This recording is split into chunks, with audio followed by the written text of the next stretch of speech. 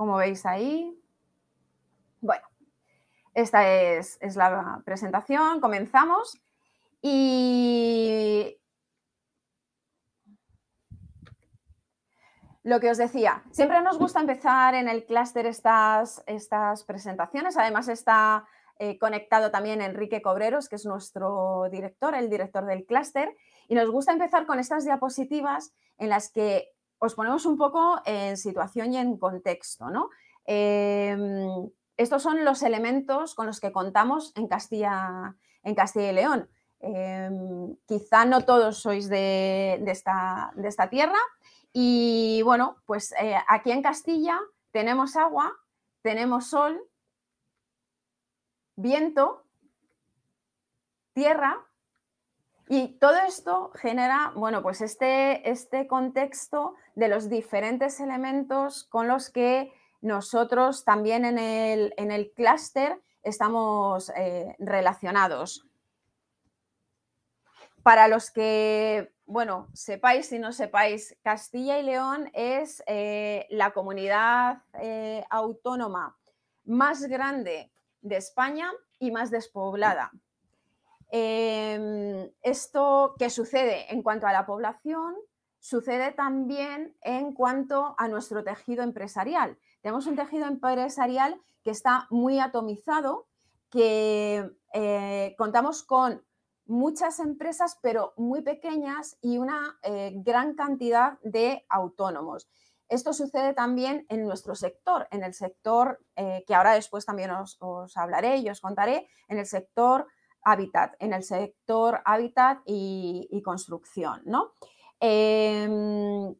Creemos que, dada esta situación, las empresas realmente necesitan unirse para, bueno, pues para crecer, para evolucionar, para mejorar su competitividad, para ser más fuertes, y ahí es donde estamos nosotros, los clústeres. Como os decía, nosotros somos una agrupación empresarial e innovadora. Como veis ahí, nuestras iniciales corresponden a Agrupación Empresarial e Innovadora de Construcción Eficiente. Nacimos en el 2012 con este nombre, con esta configuración, pero a lo largo de los años hemos cambiado y hemos cambiado nuestro nombre a Clúster AICE, Clúster de Hábitat Eficiente. ¿Y esto por qué? Porque venimos de la construcción, del sector de la construcción, pero vamos y estamos ya en el sector del hábitat. El sector del hábitat incluye toda la cadena de valor del sector de la construcción. Es un metasector, ¿no? O un macrosector en el que, bueno, hemos conseguido aunar pues las actividades que tienen que ver con la construcción en sí, pero también todo aquello que tiene que ver pues con arquitectura, con ingeniería, con empresas de equipamiento, fabricantes. También los recursos endógenos están dentro de todas estas actividades. La energía también, hoy vamos a hablar también de estos temas con las empresas que participan. Y bueno, deciros que creemos que somos un sector responsable, el sector del hábitat, y nosotros, bueno, pues hacemos... Bueno, espero que estéis viendo mi pantalla de la presentación porque se me ha cambiado la pantalla. Un segundo. Bueno, espero que sí. Que sigáis viendo mi presentación. ¡Ay, se ha ido la presentación! Me daba la sensación, porque a mí mi pantalla se me ha cambiado.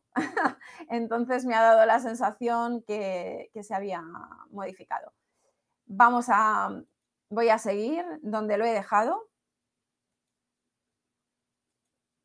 Vale, la pantalla.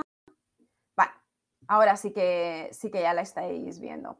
Os decía que creemos que somos un sector responsable y bueno, desde el clúster estamos trabajando entre otras áreas en edificios de balance positivo, distritos de balance positivo, en temas que tienen que ver con la descarbonización, la reducción de la huella de carbono, el uso de el buen uso de los recursos endógenos, también en rehabilitación y regeneración urbana y edificatoria, y sobre todo, todo esto, todo en lo que trabajamos, lo estamos haciendo desde poniendo a las personas en el centro y todo lo que tiene que ver con salud y bienestar de las personas.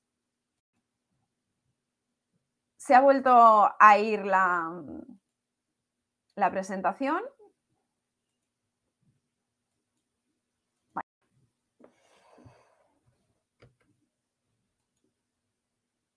Y por otra parte, también todo lo que tiene que ver con el sector del hábitat, que entiendo que todas las personas que estáis aquí pertenecéis a este sector también. Pues creemos que es un sector moderno y competitivo, ¿no? Nosotros también desde el clúster estamos trabajando en temas de innovación. Lo llevamos en nuestro propio nombre, en nuestra propia figura de agrupación empresarial innovadora, cuyo nombre en inglés es clúster, y esta españolización, ¿no? de clúster. Y bueno, pues trabajamos desde estos pilares, ¿no? La innovación, la industrialización, todo lo que tiene que ver con nuevas tecnologías aplicadas a nuestro sector del hábitat, Lean Construction y lo que os decía también antes, ¿no? Poniendo a las personas en el centro, no entendemos el hábitat de otra manera, y eso también tiene mucho que ver con el congreso que os voy a comentar ahora después. Y todo esto que os he contado, todo lo que hacemos en el clúster, esa dirección en la que estamos trabajando, tiene que ver con el contexto de qué es lo que está sucediendo en Castilla y León. Porque en Castilla y León tenemos varias figuras que están apoyando esta dirección en la que estamos. A principio de este año, el 5 de enero, de hecho, se aprobó el Plan Sectorial del Hábitat. Somos la primera comunidad autónoma en España que tenemos un plan sectorial del hábitat. Esto es la visión que tiene la Junta de Castilla y León también en su apuesta por este metasector, que incluya a toda la cadena de valor. Y bueno, esto es realmente importante porque creemos que estamos en el lugar en el que tenemos que estar.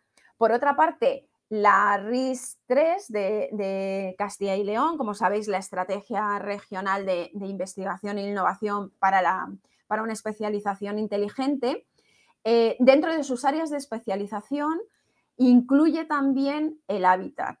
Esta nueva RIS, que fue aprobada en septiembre de 2021 y cuyo periodo de vigencia va a ser hasta el año 2027. Bueno, como veis, estamos en esa dirección. Y por otra parte, también el plan de industrialización de Castilla y León, que también incluye a toda esa parte de la cadena de valor que tiene que ver con la industria y con la fabricación.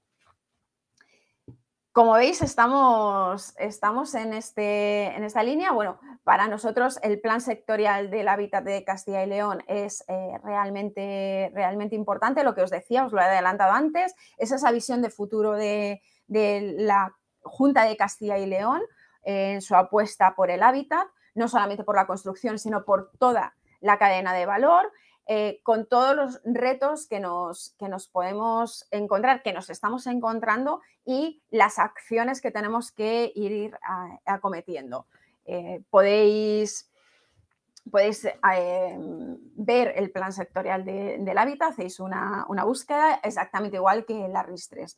Así que, bueno, tenemos internet.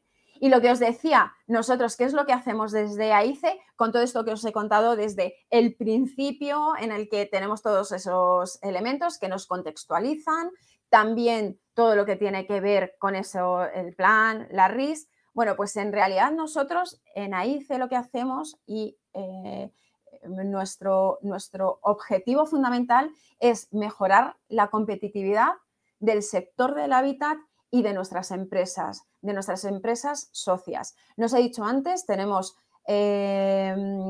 nuestro clúster, está compuesto de 140 socios entre empresas. Tenemos también centros tecnológicos, centros del conocimiento, universidades, contamos con fundaciones también y bueno, estamos incorporando desde este año que hicimos también el lanzamiento del espacio Startup, también startups tecnológicas que tienen algún tipo de herramienta para el sector del hábitat. ¿Cómo hacemos todo esto? ¿Cómo intentamos mejorar esa competitividad de nuestras empresas? Bueno, pues a través de proyectos de innovación en las líneas de Next Generation. Os lo adelantaba antes, lo hemos visto, descarbonización, salud y bienestar, también rehabilitación y tecnología. Para nosotros estos son unos pilares fundamentales. Realizamos también no solamente proyectos de innovación que hacemos junto con nuestros socios. Nosotros realizamos, es una de nuestras actividades fundamentales, proyectos de innovación que desarrollamos junto a nuestros socios. Hacemos acciones de capacitación también, no solo para nuestros socios, sino también para el sector del hábitat. Por ejemplo, ahora mismo estamos desarrollando un programa en su segunda edición, que es el programa Dédalo de capacitación en habilidades empresariales, dirigidos específicamente y exclusivamente a nuestro sector, en el que están participando tanto socios de AICE como otras personas, otros profesionales y otras empresas del sector hábitat. Y, por otra parte, otro de nuestros pilares fundamentales, que es transversal a todo lo que estamos comentando, es la colaboración. Nosotros siempre colaboramos, os lo decía, los proyectos de innovación con nuestros socios, pero también con otros clústeres de Castilla y León, con los que realizamos muchas actividades, proyectos, participamos en proyectos y en otro tipo de actividades, con socios de esos otros clústeres también a nivel nacional y con otras entidades a nivel tanto de Castilla y León como a nivel nacional. Y en esta área, ¿no?, de colaboración, pues os voy a contar lo que tiene que ver con el congreso que se va a celebrar, como os decía, jueves 2 y viernes 3 de junio, porque Life Habitat nació en el año 2020 y es un congreso de ingeniería, arquitectura, salud y bienestar. Se celebró en un momento en el que casi fue premonitorio, porque fue en febrero del año 2020. Un congreso, evidentemente, se comienza a organizar, a pensar y a reflexionar sobre él con mucha antelación, y esto quiere decir que en su momento se vio que desde el sector del hábitat y de la construcción, de la arquitectura, de la ingeniería, existía una necesidad real de poder contar con el sector sociosanitario y de los cuidados para poder apoyar todo lo que hacemos en nuestros edificios, para poder entender todo lo que tiene que ver con ese poner a las personas en el centro y realmente ayudar a todo lo que tiene que ver con la salud y el bienestar de las personas en nuestros entornos y en nuestros espacios construidos. En el año 2021 este congreso es un congreso bianual, pero dada la circunstancia y la situación del COVID-19, tenía mucho más sentido celebrar una edición como fue la del año 2021, fue una edición completamente online de reflexión a partir de todo lo que se había visto en el año 2020, que estuvo más centrado en edificación, en construcción y en arquitectura. Y bueno, con la situación de COVID-19, ver cómo nuestros propios edificios podían evolucionar y reflexionar sobre esas mejoras que podíamos aplicar y aprender, seguir aprendiendo de la colaboración con los sectores sociosanitario y de los cuidados. En este año 2022 ampliamos nuestro foco y, como veis ahí, ese es el título: Ciudades y núcleos intermedios, el valor de los entornos que favorecen la calidad de vida. Vamos a poner nuestro foco en las ciudades y núcleos intermedios. Vamos a reflexionar sobre si esos estándares que les presuponemos de calidad de vida, cómo son, cómo se han conseguido y cómo pueden beneficiar, sobre todo, cómo pueden beneficiar a las personas en nuestra vida y en nuestro día a día. Bueno, hay un poco de explicación.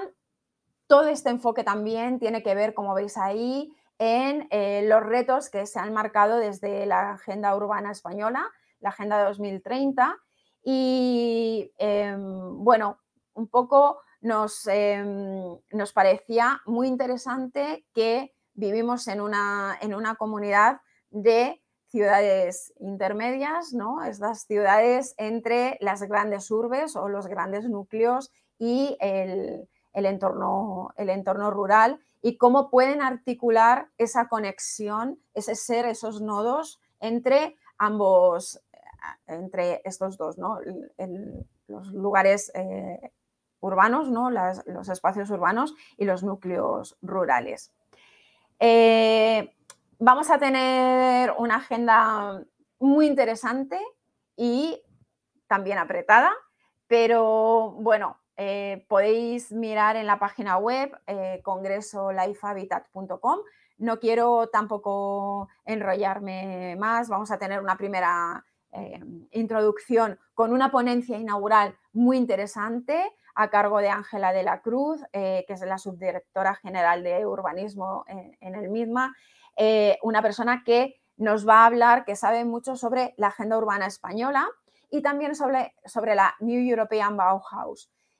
AICE somos partners de la New European Bauhaus desde el año pasado, y también este congreso tiene uno de los bloques, el bloque 3, está enfocado a entender cómo desde la cultura se puede ayudar en los espacios, en estos entornos y ciudades intermedias y núcleos intermedios, cómo a partir de la cultura podemos introducirla como otro elemento más de calidad de vida en nuestros núcleos intermedios. Vamos a tener 3 bloques. Bueno, un poco el primer bloque en el que vamos a ir viendo todas esas estrategias y prácticas que se están siguiendo con un montón de ponentes que tenéis en la página web. Podemos ver también en el bloque 2 las oportunidades que supone un modelo territorial. Vamos a hablar de desarrollo territorial también, el modelo territorial descentralizado y bueno, cómo articularlo y cómo conseguir que sea un modelo territorial de éxito y que beneficie a las personas. Y lo que os decía, el bloque 3 también de la cultura como herramienta, que tiene que ver con que nosotros seamos partners de la New European Bauhaus y que el Congreso también se integre en esta línea. Tenemos en el... bueno, un segundo, voy a pararlo porque no sé si se escucha el vídeo. Me gustaría que me dijeseis si habéis escuchado a Silvia, porque en realidad Silvia Fernández es compañera, doctora arquitecta y compañera de... Ahí no se escucha. Creo que tendría que haber dado algo para poder compartir y no controlo bien esta plataforma, así que como vais a tener tenéis esta presentación, os la va a compartir Sebastián en la página web. En este enlace podéis entrar y vais a poder escuchar a Silvia, que es la coordinadora técnica del Congreso Life Habitat, y ella os va a explicar muchísimo más y muchísimo mejor que yo en qué consiste y esos 3 bloques y cómo se macla y cómo se estructura este año el Congreso.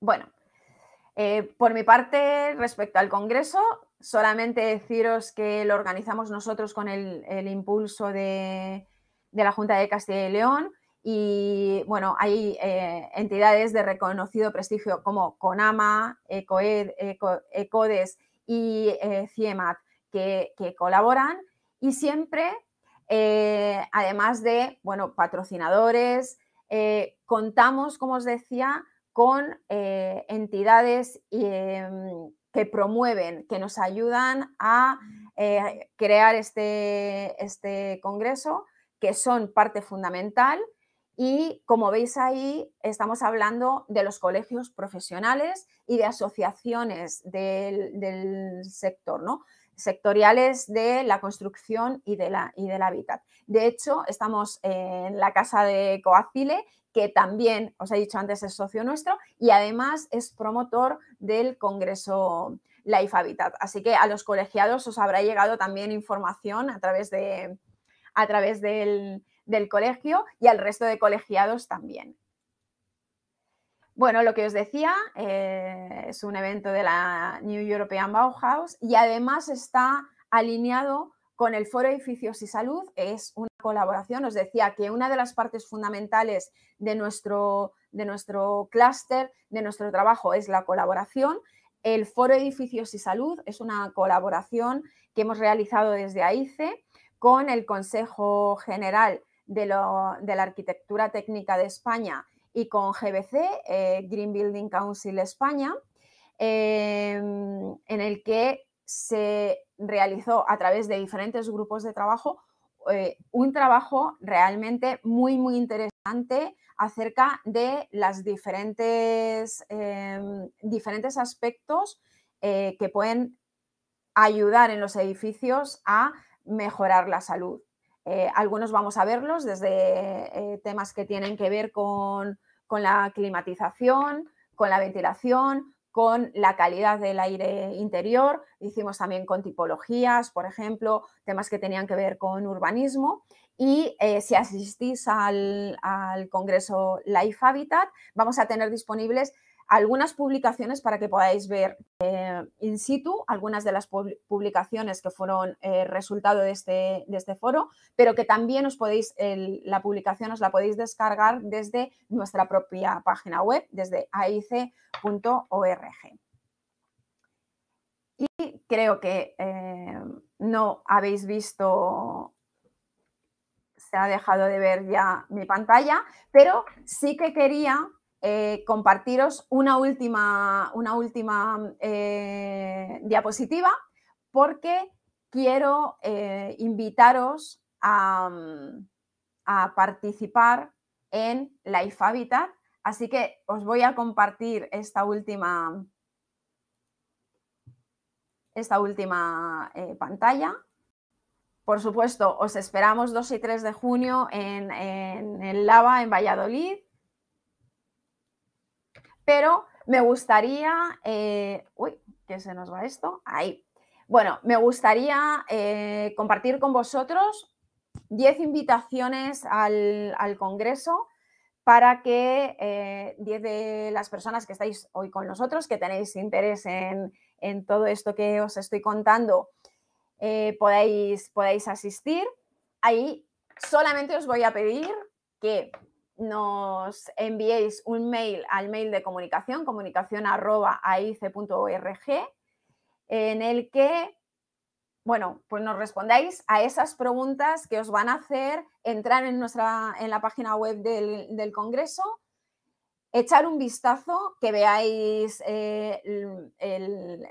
realmente lo interesante que es y que descubráis esas preguntas que os he puesto ahí, porque vais a descubrir, por ejemplo, a un ponente boliviano que es experto en ciudades medias.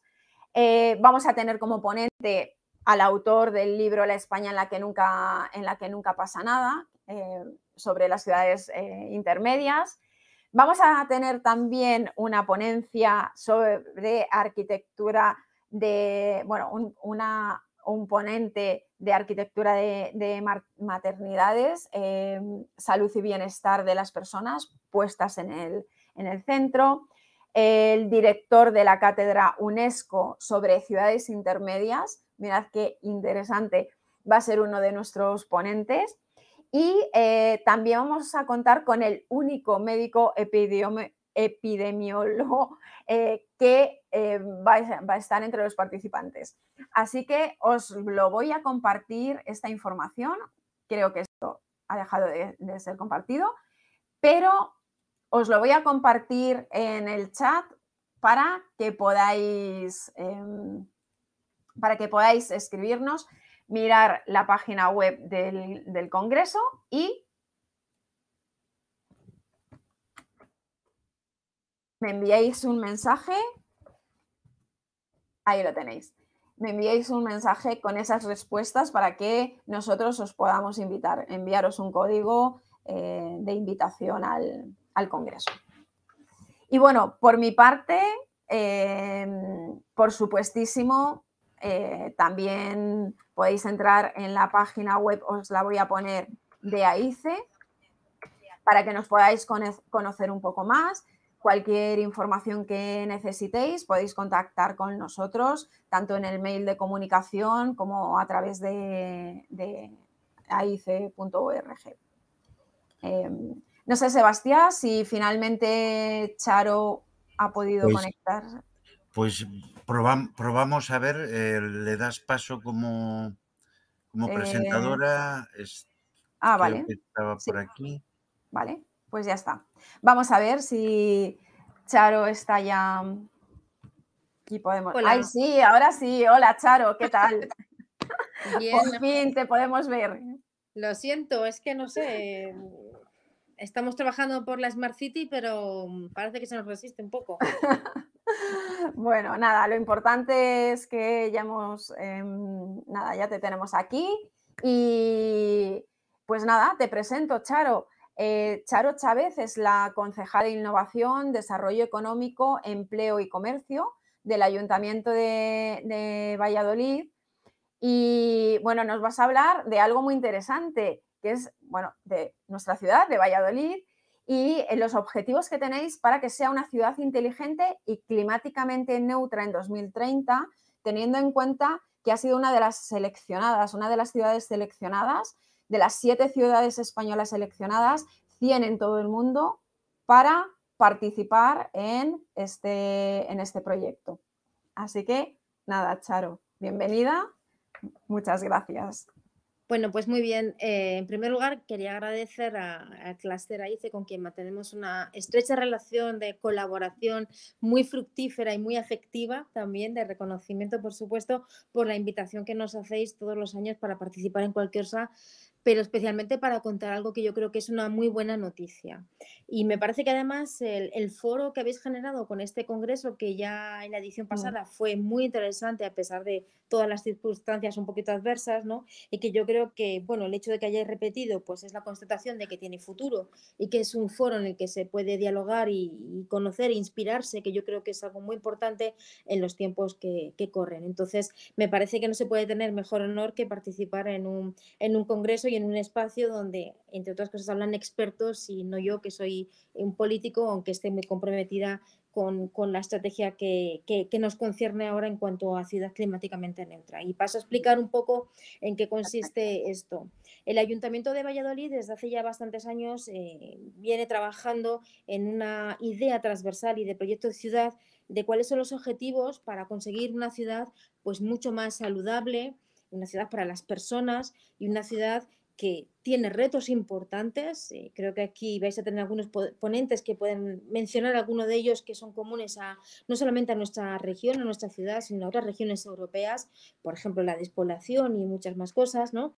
Pero que tenemos retos importantes, como decía, y que, bueno, pues tenemos que cumplir a veces no con muchos fondos económicos, con dificultad también para establecer esa normativa que nos ayude a conseguir esos entornos, esos espacios, como decía, pues vivibles, esos espacios de futuro, ¿no? Cumpliendo con esos objetivos que en este caso nos marca la Unión Europea, pero que no solamente es un objetivo de la Unión Europea. Y esos objetivos básicamente son los de las ciudades climáticamente neutras, ¿no? Las ciudades libres de emisiones.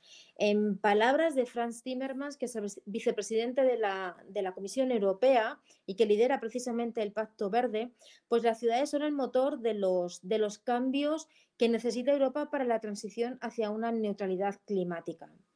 Esta idea de la Europa en esta financiación plurianual que coincide además con esta financiación extraordinaria que son los Next Generation, pues precisamente ha constituido lo que ha denominado una misión, entre otras 5 misiones importantes para conseguir una Europa más verde, más justa, socialmente mucho más justa también y de desarrollo económico y, por supuesto, una Europa pues, donde el conocimiento sea uno de los grandes motores, ¿no? Esta misión, como decía, pues prueba que Europa necesita acelerar este cambio de paradigma para alcanzar la soberanía energética y a nadie se le debe escapar que esto cobra muchísima más importancia precisamente en el contexto de pandemia, pospandemia, pero sobre todo en el contexto de guerra entre Ucrania y Rusia, que nos ha puesto sobre la mesa un importantísimo problema relacionado precisamente con los combustibles fósiles y con las posibilidades y capacidades para acceder a la energía. Muy al contrario de lo que mucha gente está opinando sobre la necesidad de qué va a pasar con el acceso a la energía y sobre todo en el próximo invierno y especialmente en el sector de la industria, ¿no? Pues hay algunas voces que dicen que Europa debería decelerar esa transición precisamente hacia la soberanía energética y hacia la transición energética y ecológica.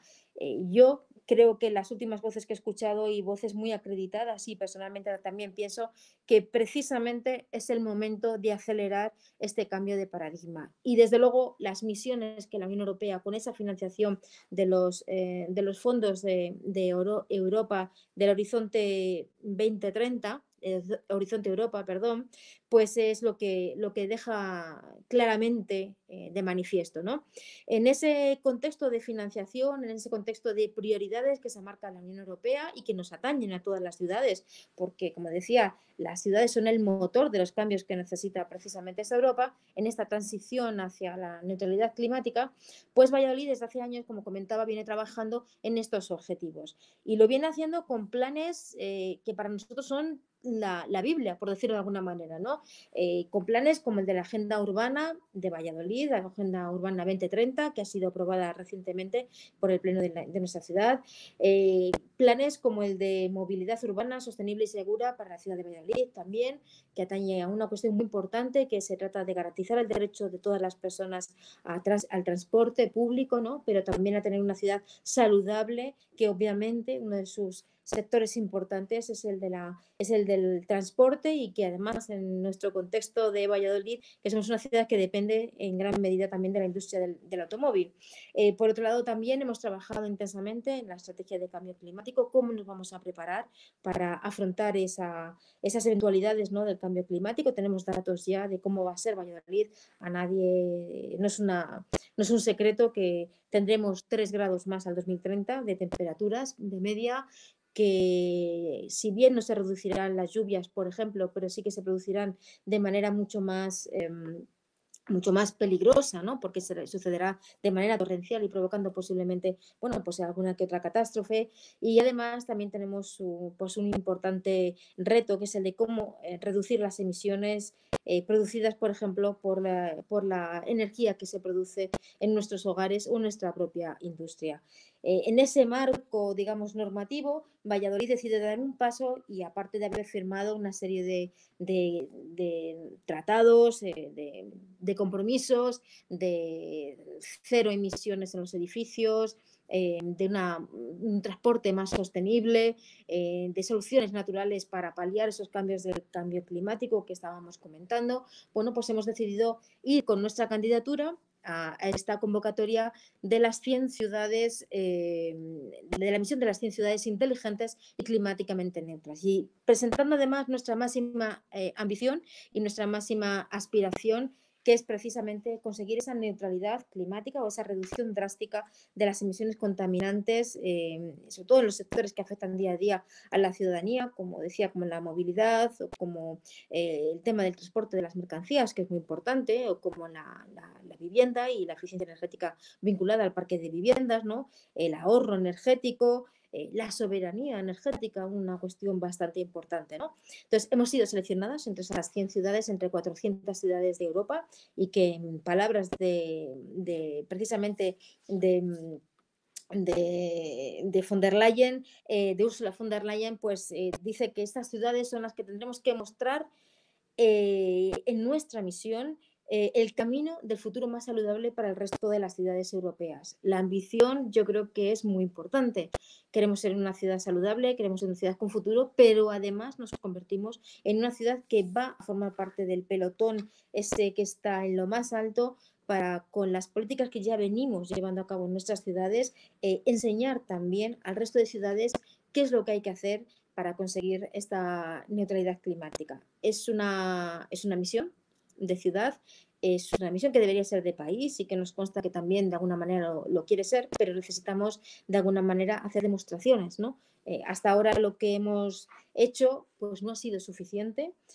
Hasta ahora lo que hemos hecho ha sido reflexionar, hacer algunos pilotos, tomar algunas medidas no siempre fáciles, sobre todo para los sectores, algunos sectores económicos y la ciudadanía en general, ¿no? Pero tenemos que ir mucho más allá, y de la prioridad que es esa misión de neutralidad climática, también hacer una oportunidad, ¿no? Y en ese sentido, pues en Valladolid hemos intentado identificar cuáles van a ser aquellos, digamos, aquellos sectores, cuál va a ser nuestra hoja de ruta para llevar a cabo esta ambición, que tiene que tener unos resultados bastante palpables y bueno, y digamos que importantes en el 2030, si bien el compromiso de la Unión Europea es en el 2050, pero convencidos de que no podemos postergar por más tiempo ni la discusión, ni esta conversación, ni este diálogo sobre lo que tenemos que hacer, y mucho menos sobre las medidas que hay que tomar, que, como decía, no son fáciles en la mayoría del tiempo. Pues vamos a trabajar intensamente, como decía, basándonos especialmente en diferentes ejes que consideramos que además son tractores de la consecución de estos objetivos, pero también de un desarrollo económico. Y esta hoja de rutas fue aprobada también en el Pleno del Ayuntamiento.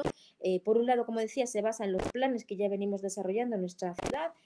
Además, creo que no he mencionado antes el plan de innovación y ciudad inteligente, porque la tecnología y el conocimiento, sin duda alguna, van a ser los elementos indispensables para poder dar con esas soluciones que muchas veces no están inventadas, o que no conocemos, o que son difíciles de poner en marcha, o para los que necesitamos muchos recursos económicos para conseguir esos objetivos de ciudad, pero que, insisto, no son los objetivos de Valladolid, sino que nos hemos colocado en el pelotón de salida, pero que son los objetivos de toda la Unión Europea, incluso de todos aquellos países que quieran sobrevivir, porque yo creo que está claro para todo el mundo que es una cuestión de salud, porque no tenemos un planeta B.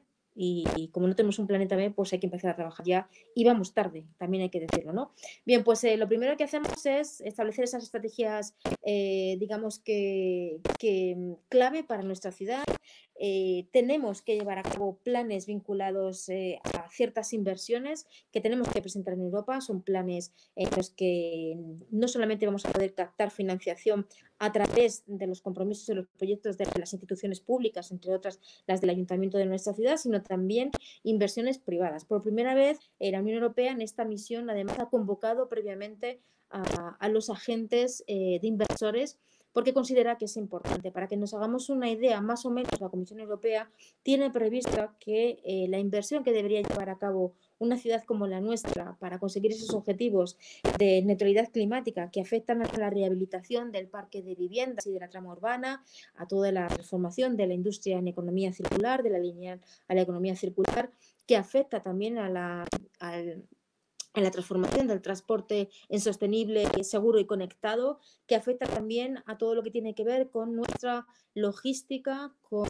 nuestra capacidad para la soberanía alimentaria, ¿no? Para podernos proveer de alimentos sanos, saludables y producidos en las mejores condiciones y en proximidad, y que su transporte no tenga emisiones de CO2, ¿no? Pues para todo esto, la Unión Europea, como decía, tiene prevista más o menos 9.000 euros por habitantes. O sea que estaríamos hablando más o menos de unos 9.000 millones de euros de inversión en una ciudad como la nuestra para llevar a cabo este plan de transformación en todos estos sentidos. Ambicioso, no sabemos si conseguiremos ese objetivo, pero desde luego que trabajamos con ahínco y con convicción, ¿no? Para conseguir estos objetivos, convencidos de los beneficios que va a tener, ¿no? Como decía, tenemos que presentar un plan de inversiones, un plan serio, un plan en el que vamos a consensuar con algunos agentes inversores también, con los que ya nos hemos presentado en esta candidatura. Por otro lado, tenemos que llegar a una especie de contrato de ciudad climática. Es un mecanismo de ejecución de una firma que no es vinculante legalmente, pero que supone un claro compromiso político y también es un compromiso de la ciudadanía y de todos los sectores que están involucrados en la consecución de estos objetivos. Y este contrato pues trata de incorporar las acciones innovadoras, porque hay que decir que esta misión sobre todo está basada en algo importante. Estos objetivos de neutralidad climática, de ciudad inteligente, se conseguirán con una transferencia real, una aportación, yo creo que histórica, del conocimiento, de la innovación a cualquiera de los proyectos y a cualquiera de las acciones que vayamos a llevar a cabo, ¿no? Yo creo que esto ya por sí solo constituye una gran oportunidad para una ciudad como la nuestra, donde hay centros tecnológicos muy importantes, donde hay empresas también con una capacidad innovadora realmente asombrosa y donde desde luego hay un talento muy importante vinculado especialmente a las universidades. Pues como decía, esta categoría, esta etiqueta de ciudad climáticamente neutra lleva una serie de acciones transformadoras que hemos estado trabajando en una plataforma que se llama CITIES 2030 de la mano del Ministerio para la Transición Ecológica y el Reto Demográfico, y que define una serie de ejes, como decía, la primera es la de la rehabilitación sostenible e intervenciones integrales para la eficiencia energética, mediante la cual se van a implantar, por ejemplo, distritos climáticamente neutros, ¿no? O, por ejemplo, en distritos de energía positiva en zonas urbanas de casi cero emisiones, encaminadas también a la producción de excedentes anuales de energía renovable y de generación local. Es decir, se trata de entornos urbanos que generan más energía de la que consumen y van a poder compartir ese excedente y pudiendo atajar así como pues, es uno de esos problemas que es la pobreza energética, ¿no? También una segunda línea de actuaciones está dedicada precisamente, como he comentado ya, a la movilidad urbana y metropolitana, sostenible, segura, conectada, desde donde la prioridad, desde luego, es el transporte público, pero no solo, porque en general se trata de descarbonizar también, por ejemplo, las flotas municipales, las flotas profesionales, toda la logística, en fin, tenemos un plan que es el PIMUSBA, que ya viene marcado, pero vamos a ir mucho más, incluso trabajando en un parque logístico intermodal, que ahora mismo está siendo bastante importante, pero desde luego con esos criterios de neutralidad climática y también de digitalización, de transformación digital, que es importantísimo, como decía, para llevar a cabo todas estas acciones. Importante y uno de los requisitos, sin duda, para esa consecución del objetivo de neutralidad climática es la economía circular. Y en este sentido, no solo estamos trabajando en el tratamiento de los residuos urbanos, sino también en la posibilidad de nuevos nichos de mercado y de investigación y de I+D+I dentro de la propia industria, ¿no? de nuestra sociedad, y no solo, porque al final creemos que bueno, esta consecución de objetivos también puede ser en gran medida tractora para nuestra provincia y para nuestra comunidad, sin duda alguna, ¿no? La cuarta palanca se trata de la renaturalización de Valladolid, donde ya tenemos una gran experiencia también.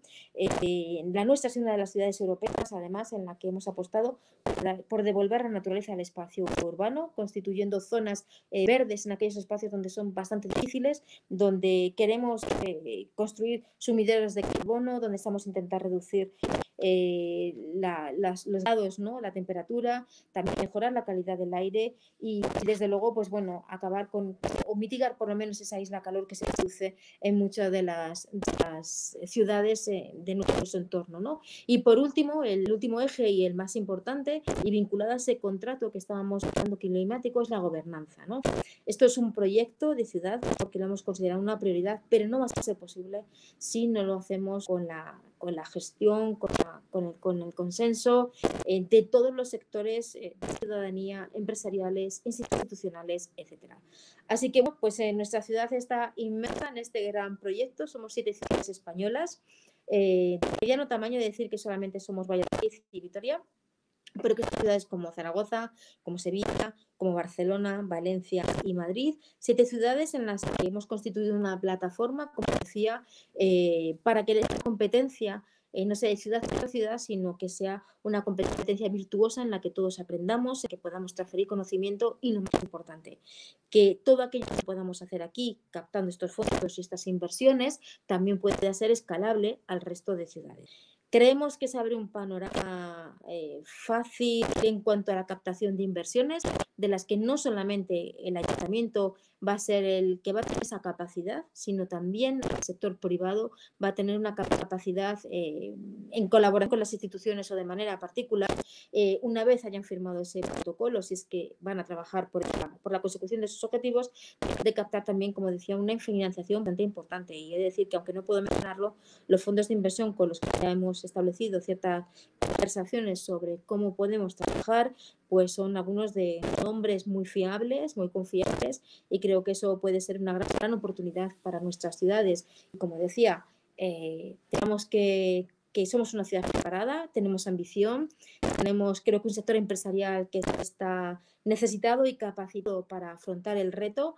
Y sin más, bueno, pues no sé si podremos intervenir después o no, si tenéis dudas, preguntas, pero en cualquier caso, desde la Concejalía de Innovación, Desarrollo Económico, Empleo y Comercio del Ayuntamiento, bien en mi persona, que soy la que tengo el honor de presidirla, pero cualquiera de las personas que trabajan aquí en la Agencia de Innovación, pues estamos absolutamente disponibles para trabajar y para encontrar la manera en la que el sector privado y sector público nos ponemos a trabajar para conseguir esos objetivos, que yo creo que son objetivos de futuro, de desarrollo económico, pero sin duda, y lo mejor de todo, futuro saludable, ¿no? Y con gran capacidad para evitar esa sangría poblacional que hemos tenido en estos últimos años y retener nuestro talento y, como decía, pues ser un lugar vivible, ¿no? Que creo que es la aspiración de cualquier persona de su ciudad, por lo menos. Así que muchísimas gracias por haberme invitado, por poder contaros este proyecto ilusionante, desde luego, y invitaros a que os suméis a él sin dudarlo. Muchas gracias.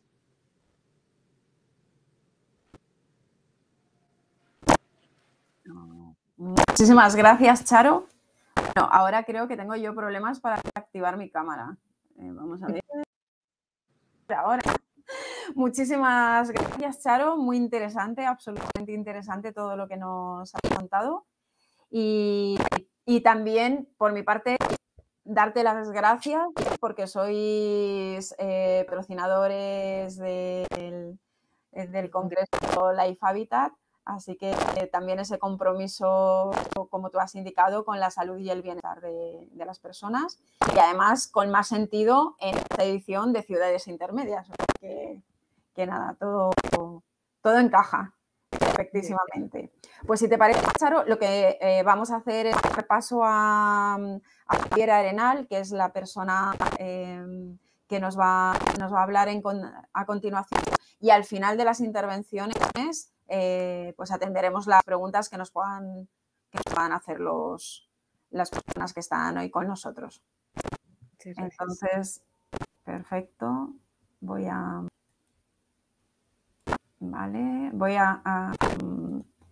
Javier Arenal. A ver, Javier, que te encuentro por aquí. Perfecto. Bueno. Pues ya te he activado ahí. Javier, nada, después de la intervención, hola Javier, de la intervención de Charo, os presento a Javier Arenal, es ingeniero de soporte técnico de la empresa Uponor y nos va a hablar sobre soluciones de climatización mediante superficies radiantes. Así nada, Javier, muchísimas gracias y te dejo tu presentación. Muchas gracias, Marta. Vale, pues voy a compartir pantalla, a ver si no tengo ningún problema. Dame un segundo. Vale, yo creo que es perfecto. A ver. Vale. Y así os voy comentando también un poquito. Nada, primero de todo, sobre todo, dar gracias tanto a Bioeconomy por contar con nosotros, como siempre, al Colegio Oficial de Arquitectos de Castilla y León Este, por estar también otra vez más con vosotros, sobre todo con Bioeconomic, y poder comentaros un poquito también las soluciones, en qué podemos ayudar de fabricante. Pues bueno, y qué es lo que estamos haciendo nosotros también para promover estos cambios y todo lo que está por venir en este futuro que es un poco incierto.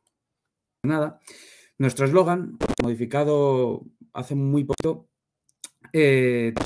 volvemos a pensar el agua, vamos a repensar el agua, no por nosotros, sino por las futuras generaciones que vienen, de qué es lo que les vamos a dejar. Pues vamos a dar una vuelta, porque el agua al final es uno de los elementos indispensables en los que, pues, por suerte, por desgracia, debemos contar siempre con él. Pues vamos a pensar en cómo cuidarlo, cómo mantenerlo y qué podemos hacer contra eso. Vale, pues sobre todo los resultados que os queremos comentar de qué es lo que hemos realizado ya a nivel de grupo y de sostenibilidad, pues, en comparativa cuando nos lo empezamos a plantear en 2019, que había quedado una solución por todo lo que estaba por venir, pues ya desde ese 2019 hasta ahora, hasta la fecha que fue de 2022, este caso están actualizados hasta 2021, por lo poquito que llevamos, pero hemos conseguido reducir casi en un 50% los gases de efecto invernadero dentro de nuestras fases de producción. Hemos reducido un poquito ese consumo de energía. Ya sabemos que el consumo de energía al final para fabricar necesitamos energía, pero bueno, hemos conseguido reducir ese consumo de energía y trasladarlo también a consumo de energía verde. Es uno de los focos en los que tiene puesto Uponor, que es autoabastecerse a nivel de consumo, pues estamos muy cerquita de lograr casi ese 100% de electricidad verde dentro de sus procesos de fabricación. Por otro lado, pues bueno, hemos reducido, ya que decimos que tenemos que pensar el agua, tenemos que seguir pensando en el agua, pues hemos reducido ese consumo de agua en casi un 9% y tenemos que seguir utilizando, es un recurso que vamos a tener que seguir utilizando, pero bueno, al final se trata de estar con él de la manera más eficiente posible.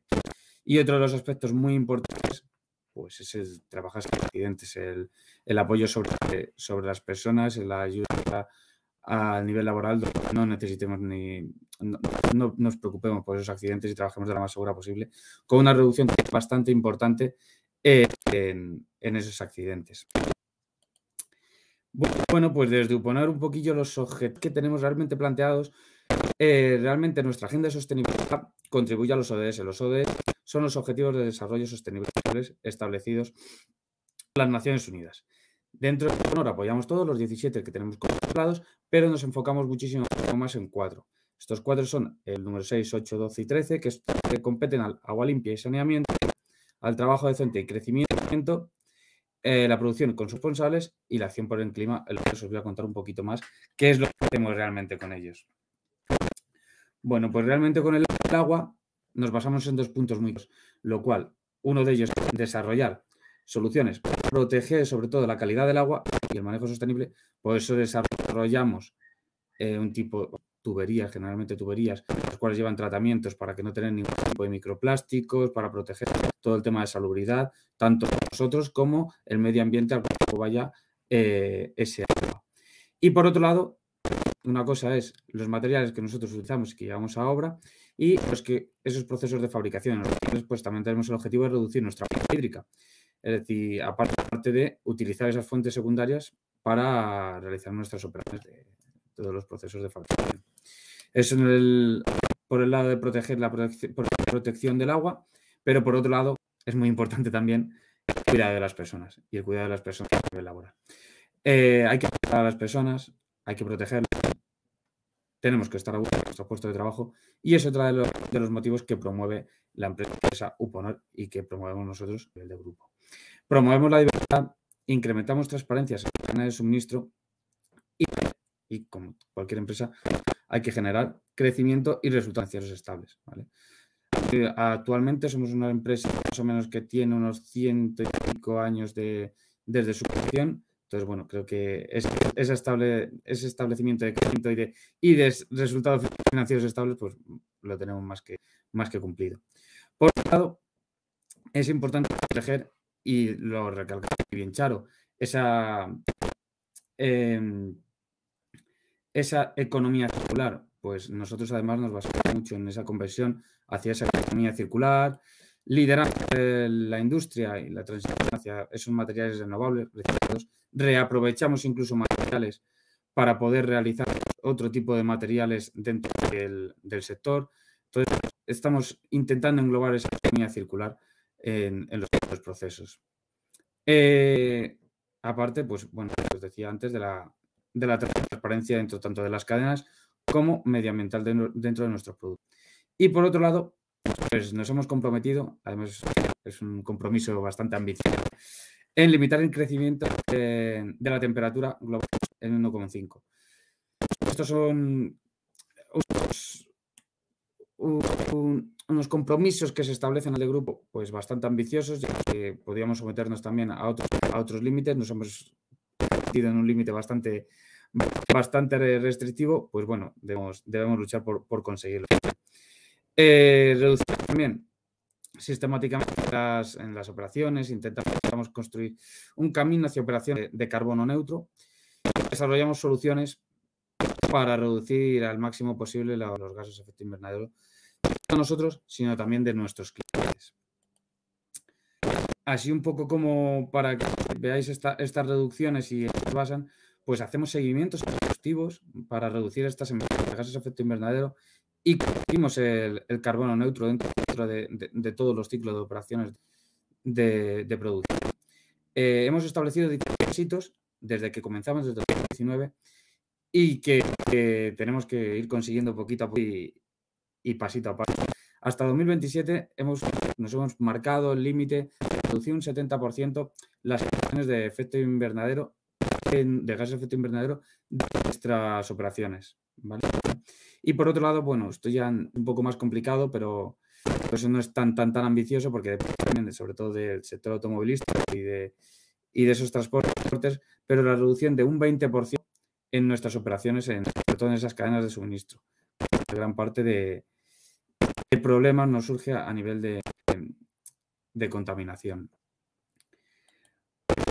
Por otro lado, que también tiene mucho que ver, ponemos un pequeño ejemplo de lo que hemos conseguido hasta el momento. Pues hasta el 2021 hemos conseguido casi una reducción de 10.000 toneladas de CO2.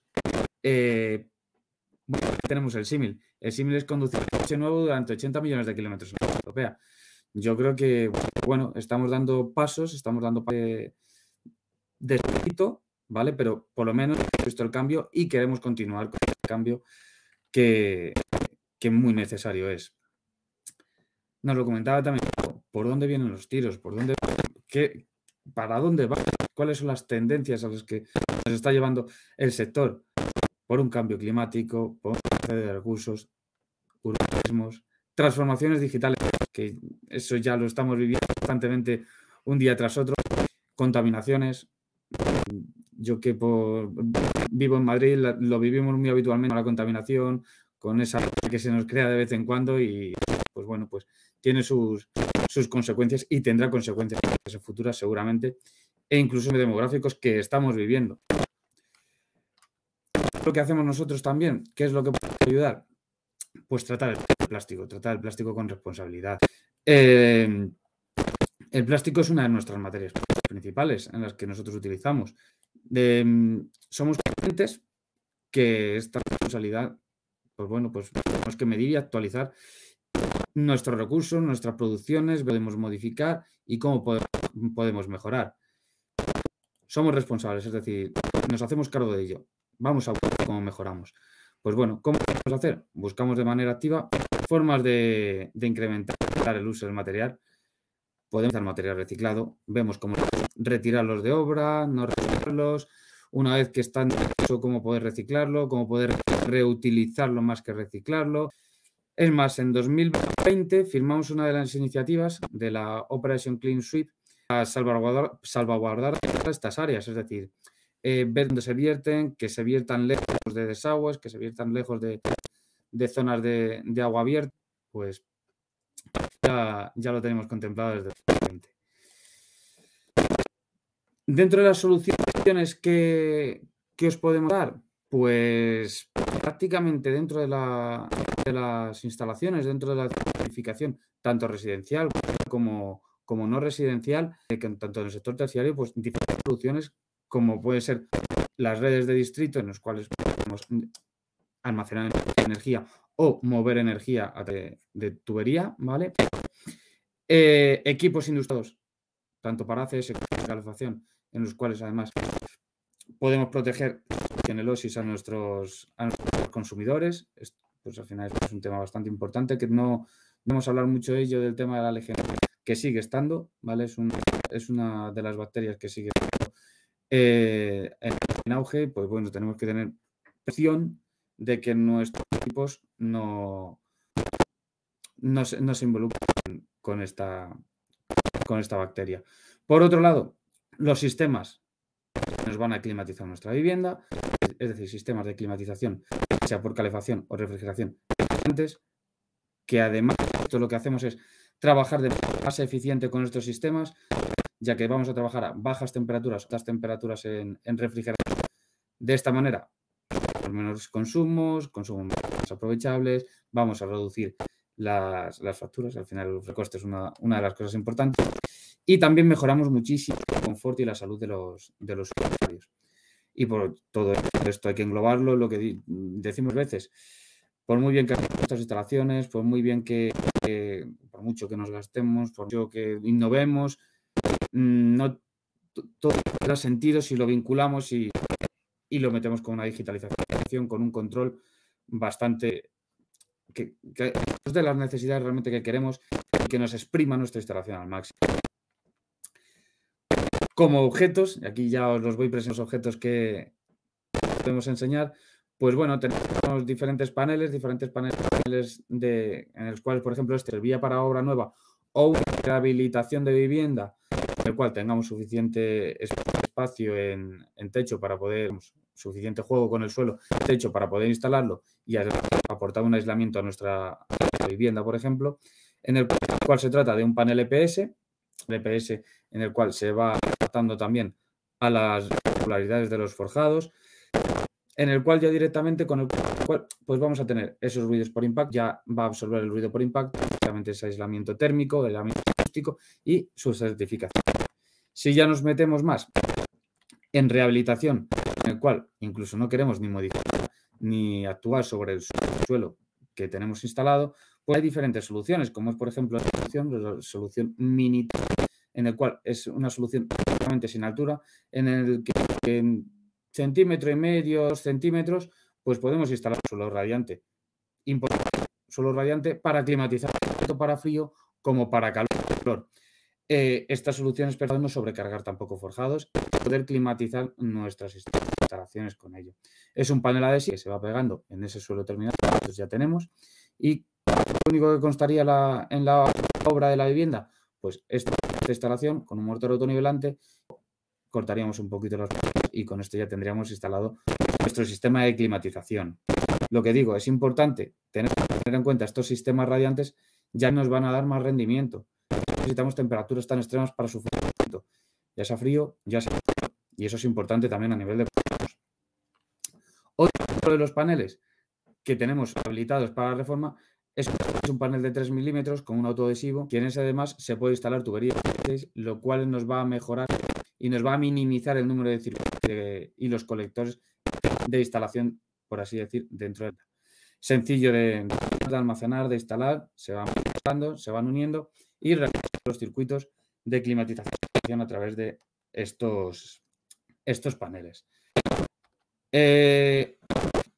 Lo que os decía, podemos hacer la mejor instalación del mundo, podemos hacer todo lo que mejor hecho a nivel de planos, a nivel de instalación, hemos sido súper rigurosos en cómo se ha vertido el mortero, cómo se ha vertido todo, pero si no lo conseguimos controlar y no lo controlamos de la más eficiente posible, no vamos a sacar provecho real de nuestra instalación. Con esto, con un sistema de control inteligente, sobre todo de superficies radiantes, Matrix Pulse, podemos lograr sacar el mayor provecho a todas nuestras acciones de superficies radiantes.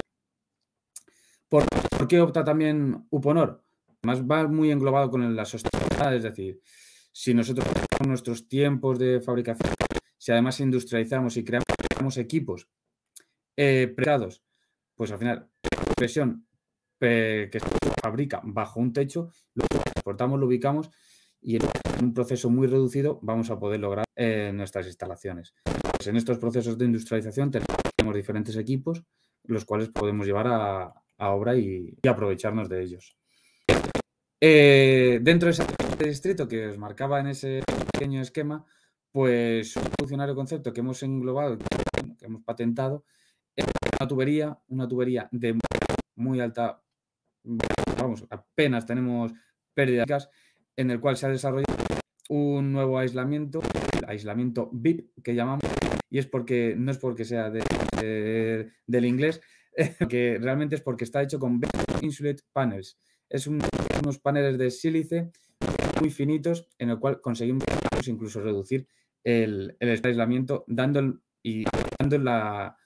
mayor aislamiento térmico al fluido que lo porte. Para que veáis, en esta gráfica se ve bastante con estas figuras, donde tenemos por un lado la lana R, el EPS. Bueno, pues este de aquí sería la comparativa que tenemos con ese aislamiento VIP dentro de estas tuberías. Y es más, aquí tenéis el ejemplo incluso con las de donde para el mismo flujo de energía, yo lo llamo ya sea agua caliente, agua fría, lo que transportemos, vamos a tener 50% menos pérdidas térmicas sobre estas tuberías y incluso un 30% de diámetro. ¿Vale? Podemos aprovecharnos de este tipo de tuberías dentro de nuestras instalaciones. Otro de los apartados en los que pone hincapié Uponor, pues sobre todo la digitalización, es decir, desde proyecto englobamos todo, damos todas las soluciones y las vamos uniendo y las vamos confeccionando, pues vamos a mejorar la calidad y vamos a mejorar sobre todo en costes. Hay que garantizar sobre todo el uso óptimo de los materiales, las curvas, las uniones, minimizar todas las uniones, esto mejora el flujo de agua y sobre todo minimizamos fugas. Esto con BIM nos va a ayudar un montón. Se mejora la gestión y la ejecución de los proyectos. Hay que tener en cuenta que si vamos viendo todas las instalaciones que van solapando, pues esto les va a ayudar sobre todo tanto a proyectistas como a los propios instaladores. Al final, pues esta tecnología lo que nos hace reducir el coste del proyecto y tiene un gran impacto en la eficiencia general de la administración de la vida útil del edificio. Hay que tenerlo en cuenta. Nosotros apostamos por BIM, hacemos proyectos en BIM y si tenéis necesitáis algún tipo de asesoramiento, podéis contar con nosotros, ya que podemos ayudaros en vuestros proyectos y en las instalaciones que tengáis para aprovecharlos. Vale, no sería nada si no os presentamos los productos también de economía circular. Vamos hablando, pues hay que apoyar la transición de esta economía circular, todo con producto. Pues con la industria a materiales renovables reciclados sin comprometer la calidad. Eso es importante. Si al final estamos influidos en los materiales, pues puede venir en un problema. Pero al final queremos ver algo, pero que nos ayude en este proceso de modificaciones medioambientales. Establecemos esa transparencia total sobre la huella ambiental que decíamos con esos EPDs que os voy a mostrar y queremos alcanzar incluso 100 de reciclaje en residuos, ¿vale? Eso es polietileno reticulado, que utilizamos nosotros en nuestra tubería generalmente, o el antiguo, que muchos lo conoceréis. Queremos alcanzar el 100% de reciclado en las tuberías. Y como comentaros, ahí se me pasa esta de aquí, vale. ¿Qué son esos EPDs? Pues son las declaraciones ambientales de producto. Nos hemos comprometido en mantener un 40% de estos EPDs un 70% de estos EPDs para 2027 y un 100% en la gama para 2030. Pues bueno, nada, deciros que estas declaraciones, estos EPDs, se cálculos del ciclo de vida generalmente, de cómo la producción en esa cadena de suministro, cómo van a ser más sostenibles, cómo evalúan y cómo la huella de carbono de cada uno de estos materiales, pues que sepáis que ya con unos cuantos dentro de nuestra sostenibilidad y que poco a poco iremos implementando en toda la gama de productos. Sin más, pues bueno, deciros que ya esos primeros pasitos dados, ya tenemos los primeros publicados y pues aquí os lo comentaba, que realmente nos va a ayudar en nuestros procesos de producción, nos ayudan a los clientes sobre todo a certificar esa certificación verde. Bueno, ahora hablaremos un poquito de cuáles son las certificaciones a las que podemos ayudar, porque muchas de ellas ya nos van a pedir este tipo de EPDs, este tipo de declaraciones, ¿vale? Y nosotros, pues, que sepáis que ya contemplamos algunas de ellas. ¿Para qué los podemos usar? Mira, pues bueno, os lo decía que para dar soporte a certificaciones, para ayudarnos de diferentes compensaciones, como estábamos ahora hablando para obtener diferentes ayudas y propuestas de Europa y para las normativas que están y que están por venir, ¿vale? Estamos viendo que va a haber un cambio generalmente en estos procesos de instalación y de fabricación, pues bueno, que contempléis que están estos certificados. Para que lo sepáis, pues estas son pequeñas de las marcas en las que ayudamos con estos certificados y con este tipo de desarrollos en sostenibilidad, como son Verde, como son Leadwell y BREEAM, en los cuales incluso tenemos uno de los ejemplitos, que con este voy a terminar, de cero emisiones, ¿vale? Hay una obra de referencia que tenemos en el norte, creo recordar que está en Bilbao, y es una instalación que está, sobre todo la climatización, está realizada con tabs. Tabs son forjados termoactivos en el cual ofrece a través de un elemento dentro del hormigón de la construcción del edificio calefacción y refrigeración a la instalación. Es más, tal y como está la arquitectura y tal y como está instalado, no es que sea de consumo casi cero, sino que da energía.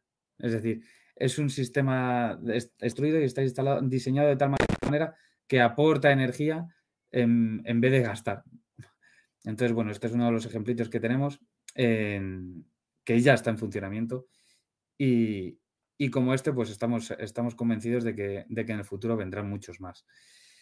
Nada, despedirme sin más y sobre todo dar las gracias de nuevo a Bioeconomic y al colegio para que lo sepáis. Si tenéis alguna duda, tenéis alguna necesidad dentro de los proyectos, algún proyecto ambicioso que no sabéis si se podrá crear, si no se podrá crear, pues bueno, os dejo mi contacto. Os invito también a que conectéis conmigo a través de LinkedIn si queréis. Y pues, aquí estamos para echaros una mano. Sin más, Marta, no sé si estás por ahí. Sí, aquí estoy. Perfecto, Javier. Pues muchísimas gracias por todo lo que nos has explicado y esa implicación que tenéis desde Uponor con los ODS. Espero que también sea con el 17 de alianzas, que siempre es importante, aparte de los 4 que tú has indicado. son de los que más nos vamos a basar, es decir, es en los que más presión podemos hacer nosotros, pero sí, tenemos en cuenta los 17, está claro. Perfecto. Pues voy a dar paso entonces ahora a Eduardo. Vamos a ver. Voy con Eduardo, voy contigo. A ver, aquí. Vale. Y ahora vamos, bueno, hemos estado... Hola, Eduardo. Muy buenas. Buenas. Pues bueno, pasamos de soluciones de climatización a la ventilación. Entonces, bueno, Eduardo Bielza Carcelén es responsable de producto residencial en Soler y Palau y nos vas a hablar sobre ventilación en la rehabilitación energética, ¿no? Exacto, esa es la idea, ese es el principio y bueno, creo que nada más que en una jornada que se llama sobre rehabilitación sostenible y saludable que hablar de ventilación. Perfecto. Pues nada, adelante. Estupendo, voy a compartir, a ver si conseguimos.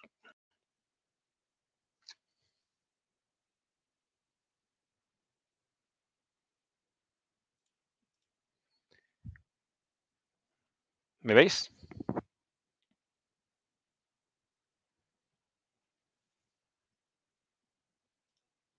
Sí, perfectamente, Eduardo. Un segundo. Lo veíamos así. Ah, sí, ¿lo veíais? Ah, Sí. vale, como no me contestaba nadie pensaba que no había problema. Sí, Vuelvo a exactamente. repetir.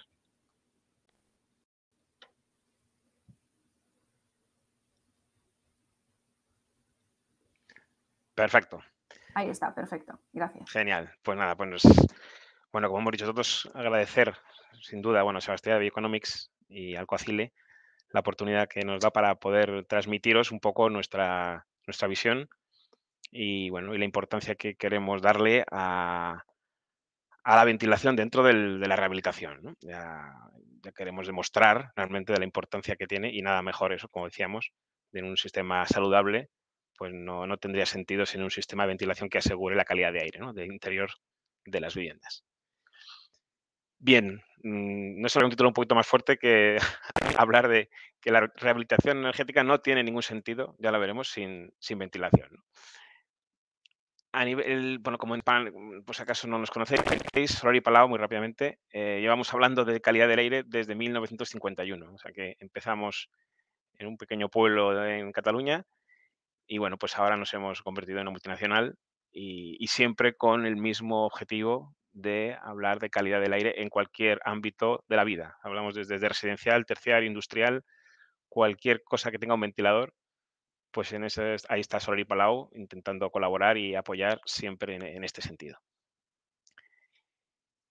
Hablando de calidad del aire, bueno, pues se me ocurría empezar a hablar de esto que si lo vemos, pues no sé si os parece un poco raro, pero seguro que todos sabemos lo que es, ¿no? Esa es un poco la repartición ideal de la alimentación. Bueno, pues sabemos que tenemos que comer carbohidratos, no tenemos que abusar de las grasas, proteína pues en su justa medida. Todos somos expertos ahora mismo en alimentación. Qué maravilla, todos sabemos qué tenemos que hacer para estar saludables, ¿no? Qué gusto, la verdad qué punto más positivo. Pero cuando hablamos del aire, yo creo que no tenemos tan claro, ¿no? Porque muchas veces hablamos, oye, ¿y en tu casa qué tal? ¿Qué tal está el aire? Y yo creo que lo que la gente piensa es esto. Pues sí, mira, en mi casa huele fantástico. Huele a pachuli, que me he comprado un perfume fantástico. Pues nada, pues evidentemente esto no es calidad de aire y de hecho, desgraciadamente, este tipo de ambientadores por lo general no suelen ser muy positivos. Pero bueno, eso no es el tema, ¿no? Evidentemente tenemos un desconocimiento de lo que es la calidad del aire. Y no tenemos costumbre, no tenemos... Y bueno, pues el objetivo es intentar transmitir, ¿no? Y hacer un poco de pedagogía al respecto. Cuando hablamos de calidad del aire, primero hablamos de calidad exterior, ¿no? Y antes, pues Charo hablaba un poco de los contaminantes que nos encontramos en las ciudades y cómo pues, los organismos públicos hacen todo lo posible para bueno, pues, potenciar la reducción de estos contaminantes, ¿no? Bueno, pues tenemos ejemplos. Esto es una imagen prepandémica de una ciudad asiática en la cual, bueno, pues ya sabemos que allí hay un problema de contaminación exterior terrible, ¿no? Sabemos que el continente asiático probablemente, las ciudades de la India, de Pakistán, de Bangladesh o China, por ejemplo, bueno, pues son ciudades, son países con un problema de contaminación enorme y a lo mejor lo podemos ver un poco alejado, porque bueno, están lejos de nosotros, pues quizás nos preocupamos algo menos, ¿no? Pero bueno, tenemos casos mucho más cercanos, ¿eh? Tenemos aquí, por ejemplo, aquí se ve claramente, ¿no? La Sagrada Familia, Barcelona, con un nivel de contaminación exterior muy elevado.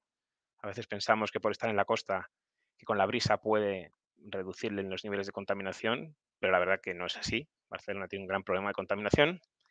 Y ahora, y también por no contradecir a Javier por lo que ha comentado antes de la boina de Madrid, bueno, pues esto es un ejemplo clarísimo de la boina que tiene Madrid, que se ve clarísimamente cuando se accede desde el exterior, como se ve a veces de vez en cuando esa nube negra que realmente pues no nos aísla casi, ¿no? De la atmósfera y del aire más puro. Pues al final, este aire, esta contaminación exterior, lo que nos vamos a encontrar es que, bueno, como antes se ha comentado, ¿no? Los posibles focos de contaminación exterior, pues es que esta contaminación al final va a acabar en el interior de las viviendas, ¿vale? Evidentemente, el aire exterior al final es el que acaba entrando en las viviendas y no solamente tendremos estos contaminantes exteriores, que ya hemos visto que particularmente poco podemos hacer, pero a nivel de organismos públicos sí que se está cometiendo una serie de acciones para reducirlos, pero lo que nos encontramos en el interior de las viviendas es que este contaminante exterior, además, se le va a sumar todos los contaminantes interiores que estamos generando. ¿De acuerdo? En el interior, pues tenemos problemas de humedad generados por la humedad que estamos generando por la actividad humana, por cocción, por duchas, por ejemplo. Tenemos problemas de compuestos orgánicos volátiles, que pueden generar grandes problemas de salud, derivados de pinturas, de barnices, de tratamientos de muebles, por ejemplo, ¿no? Cuando compramos un mueble nuevo que emite un olor característico, eso es porque está emitiendo estos compuestos orgánicos volátiles que realmente, bueno, pues nos van a obligar a tener un sistema de ventilación un poco más potente para reducir la concentración de estos contaminantes, ¿no? O, por ejemplo, incluso ya el radón, yéndonos un poco a un contaminante un poco más particular, ¿no? El radón ya sabemos que en algunas zonas de España supone un problema muy gordo y, de hecho, en Europa es el segundo motivo de cáncer de pulmón después del tabaco. O sea que realmente es un contaminante a tener muy en cuenta y, de hecho, ya la normativa, bueno, desde hace un tiempo, pues ya obliga a poner barreras contra el radón en lo que es obra nueva, ¿no? Bien, pues todas estas situaciones, cuando nos las llevamos a la rehabilitación, ¿no? Que es de lo que estamos tratando en esta charla, bueno, pues sabemos que nuestro objetivo va a ser reducir, ¿no? Como antes han comentado que queremos reducir estos contaminantes. Para eso, lo que se está haciendo es intentar buscar la descarbonización, que se llama, y para eso, bueno, pues todas estas ayudas que se buscan para la rehabilitación del parque de vivienda instalada, que es enorme y que supone un foco energético importantísimo. Sabemos que para realizar al final va a haber tres aspectos principales, ¿vale? Para hacer una rehabilitación energética. En primer lugar, bueno, no sé si en primer lugar, pero al menos se hablará de sustituir los equipos de producción por equipos mucho más eficientes. Mejoraremos los aislamientos de las fachadas para evitar la pérdida energética. Y lo que se va a hacer también, fundamentalmente, es mejorar la estanquidad del edificio, ¿vale? Como ahí vemos, en un edificio antiguo, a través de las infiltraciones, pues se pierde una gran cantidad de energía. Lo que pasa es que esta pérdida energética era debido, pues, a estos volúmenes de aire que, de una manera más o menos deficiente, lo que hacían era ventilar la casa. De hecho, por eso, generalmente, en las casas antiguas no teníamos problemas de salubridad en el interior, porque las casas tenían tal nivel de fugas, tal nivel de infiltraciones, que la casa se ventilaba, ¿vale? ¿Qué pasa cuando vamos a hacer una rehabilitación de un edificio en el cual vamos a mejorar fundamentalmente la estanquidad de la envolvente, ¿no? Bien sea por la fachada, bien sea las ventanas? Bueno, pues que vamos a mejorar enormemente las pérdidas energéticas. Eso es fantástico y ese es el objetivo. Pero ¿qué nos encontramos? Pues que ya esta renovación de aire ya no existe. Con lo cual nos encontramos con un deterioro enorme de la salubridad, de la calidad de aire interior, ¿vale? Por eso, de hecho, las normativas de España, desde cuando se introdujo el Código Técnico, ya plantea la necesidad de hacer edificios estancos o más o menos estancos, pero eso sí, con un sistema de ventilación mecánica que nos asegure esta calidad de aire interior de los edificios, ¿vale? ¿Qué nos pasa cuando hacemos una rehabilitación, como hemos visto, y no instalamos un sistema de ventilación? Bueno, pues creo que todos hemos vivido casos parecidos a este, un poquito exagerado, pero bueno, como las ventanas, cuando en un edificio hemos cambiado las ventanas y tenemos ventanas que cierran con una estanqueidad muy elevada, pues lo que nos encontramos es que las ventanas lloran.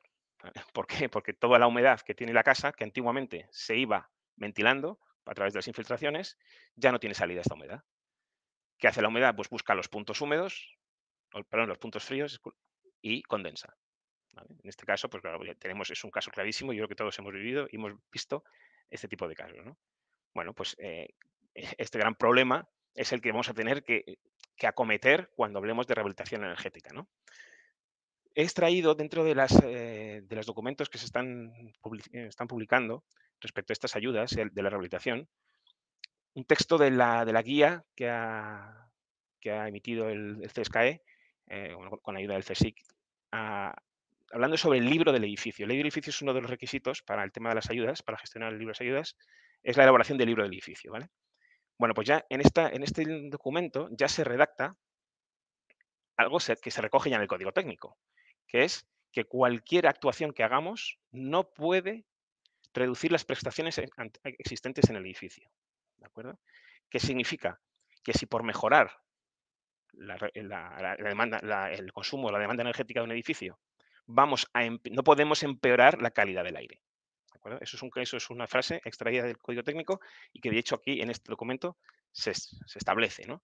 Ya esto nos da un aviso. Es decir, ojo, no podemos empeorar la calidad del interior de cualquier edificio, ¿vale? Que vamos a rehabilitar. Y en el documento, cuando habla de los puntos que tiene que tocar el libro del edificio, ya se especifica, cuando habla de ventilación de las viviendas, se dice que si se ha realizado una rehabilitación que implica una sustitución de las carpinterías exteriores por otras más estancas, lo que decíamos antes, ¿no? Se busca la estanqueidad, es de especial relevancia seguir manteniendo la admisión de aire. O sea, es importantísimo que el aire pueda seguir circulando en la vivienda. ¿De acuerdo? Eso es algo que es básico y fundamental y probablemente no sé si se está teniendo en cuenta y bueno, y una vez hecho, pues bueno, será más fácil o será más difícil, perdón, encontrar una solución, ¿no? Si no se tiene previsto previamente. Otro de los documentos que también se ha emitido hace poco, que es la Guía Ciudadana de Impulso de las Rehabilitaciones, ¿de acuerdo? También por el CSKE y de diferentes organismos oficiales, se marca que los requisitos para solicitar estas ayudas, porque generalmente cuando se habla de las ayudas siempre se habla de todas aquellas actuaciones que mejoran la demanda energética del edificio, ¿no? Vale. Con lo cual la ventilación en principio no entraría en este directamente, ¿no? ¿Qué pasa? Que lo que sí se marca claramente es que sí que se cubren actuaciones que están vinculadas con la rehabilitación del edificio, ¿de acuerdo? Aunque no tenga una mejora energética directa, pero sí que tengan influencia pues, en la habitabilidad, en la usabilidad del edificio, como es en este caso, por supuesto, la ventilación, ¿vale? Con lo cual queda claro, creo yo, ¿no? Que en el tema de las rehabilitaciones es importantísimo tener en cuenta un sistema que asegure la calidad de aire de la vivienda. Dentro de los sistemas que nos podemos encontrar, rápidamente hablaré de los principales, que son los que se exigen para vivienda nueva, ¿de acuerdo? Sabiendo que en la rehabilitación no siempre va a ser posible, dependerá del grado de actuación que queramos acometer en el edificio, pero creo que es importante tener en cuenta que lo primero, o sea, la primera es buscar sistemas, digamos, ya probados ya y que sabemos que son válidos para obra nueva, ¿de acuerdo? En este caso, muy rápidamente hablaré, sistemas autorregulables, que llamamos de simple flujo higrorregulable, y luego podemos hablar de doble flujo con recuperación de calor, ¿vale? Cuando hablamos de rehabilitación energética, pues evidentemente lo suyo sería buscar sistemas que reduzcan al máximo el consumo energético, con lo cual deberíamos plantearnos siempre un sistema con recuperación de calor, ¿no? Si podemos. Hablando de sistema autorregulable, muy básico, recuerdo que autorregulable significa caudal constante, ¿vale? Porque a veces la gente se lía con el término. Cuando hablamos de una solución de caudal constante, al final, para que veáis una instalación base de una instalación de una vivienda, pues tendríamos un extractor que situaríamos en un baño, por ejemplo, y a través de una red de conductos, pues iríamos a extraer los puntos húmedos que serían baños, aseos y cocina. Y en este caso aquí un lavadero, ¿de acuerdo?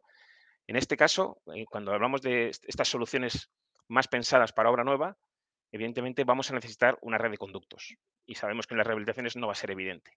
Pero bueno, siempre que podamos, busquemos estas soluciones, intentemos ir por el pasillo que siempre tendremos una opción de poder bajar un poco el techo en zonas húmedas, en baños y en cocina, para poder llegar a todos los rincones, a todos los puntos húmedos, perdón, de la vivienda, ¿vale? Recuerdo que en esta solución, como es simple flujo, necesitamos, como antes se comentaba, entradas de aire, ¿de acuerdo?, en los puntos secos, que es lo que exige al final la norma. Al final, con estos sistemas que obtenemos, pues calidad de aire, que es lo que buscamos, por supuesto, ¿de acuerdo? Una instalación que es muy sencilla y, en este caso, pues un coste reducido por la solución más básica. Si nos vamos a soluciones un poco más avanzadas, que en este caso sería hidrorregulable, lo que hablamos es de introducir un sistema más inteligente, que es introducir unas sondas de humedad que nos van a permitir modular el caudal, ¿vale? En este caso, la instalación será prácticamente la misma, lo único que los sistemas, las bocas de extracción que tendremos en baños y en cocina serán bocas hidrorregulables, ¿vale? Tendrán un sensor de humedad que lo que hacen es cuando hay humedad ventilan más y cuando hay menos humedad ventilan menos. De esta manera conseguimos ahorros que pueden llegar hasta un 30%, que no es poco realmente. Como es un sistema también de simple flujo que estamos extrayendo, necesitamos un aporte de aire exterior a través de las zonas secas. ¿De acuerdo? Creo que es fácil. La ventaja de estos sistemas al final que conseguimos pues calidad de aire igual que en el otro solución, o más o menos igual. Una instalación igualmente simple, porque realmente la instalación es muy básica. Y en este caso, pues quizá ya al tener un ahorro energético con un coste bastante bajo, pues creemos que la relación ahorro-coste es importante, ¿vale? Es interesante para tener en cuenta. Y ya la última solución, que sería el recuperador de calor, sería un doble flujo. En este caso, pues sería, claro, el sistema a nivel energético pues más avanzado, sin duda, ¿no? Con esto que conseguimos, pues estamos eliminando las entradas de aire directa de fachada y las sustituimos por una red de impulsión, ¿de acuerdo? Desde el equipo hasta los puntos secos. De esta manera, la circulación del aire interior siempre será de zonas secas a zonas húmedas, ¿de acuerdo? La red de extracción es la misma. Y siempre la descarga a cubierta y en este caso la toma de aire pues sería a fachada, ¿vale? Tendríamos unas grandes ventajas a nivel, por supuesto, energético. Estamos hablando de equipos con ahorros del 80, 85, 90% de rendimiento. Un ahorro elevadísimo, ¿vale? Pero no solamente nos tenemos que centrar en el ahorro, porque hay otros aspectos que quizá casi son hasta más favorables. Sería, por ejemplo, la filtración de aire. En este caso podemos filtrar el aire, que es lo que, por ejemplo, se exige en las instalaciones de terciario, en el RITE. Se exige siempre una filtración de aire. Es verdad que es curioso que en viviendas no se exija, pero bueno, en este caso pues tendríamos la filtración de aire, con lo cual en zonas particularmente contaminadas pues es muy, muy positivo, y no solamente en zonas urbanas, sino incluso en zonas rurales, con todo el problema de polen que estamos viviendo últimamente, pues también tiene una gran ventaja. Y luego otra última ventaja importantísima en este sistema es la atenuación acústica. Es decir, cuando antes hablábamos de que la entrada de aire tenía que ser directa del exterior, por zonas secas, cuando entra el aire por una rendija, por una microventilación, ¿qué está pasando? Pues que entra el aire, pero también entra el ruido exterior, ¿no? Entonces, en zonas que tengan un nivel de ruido elevado exterior, creo sinceramente que una solución de este tipo, en la cual la fachada se queda intacta, ¿vale? A nivel de atenuación de la fachada es perfecta, pues en este caso creo que cobra especial importancia este tipo de sistemas cuando tenemos ruido exterior, ¿de acuerdo? Porque si no estaremos obligando al usuario casi a sufrir ruido si quiere ventilar la casa, cosa que no tendría mucho sentido. Estas serían las soluciones, digamos, básicas de obra nueva, ¿no? Sabemos que en rehabilitación no siempre va a ser posible, como he dicho antes, no siempre se va a poder acometer este tipo de instalaciones. Y bueno, pues hay otro tipo de soluciones que, bueno, pues no cumplirían el código técnico probablemente 100%, pero sí que van a permitir lo más importante en este caso, que es mantener una calidad de aire razonable y evitar los problemas que hemos visto anteriormente. La primera solución que nosotros plantearíamos, por ejemplo, sería un mero extractor de baño, que a todo el mundo le podría sorprender.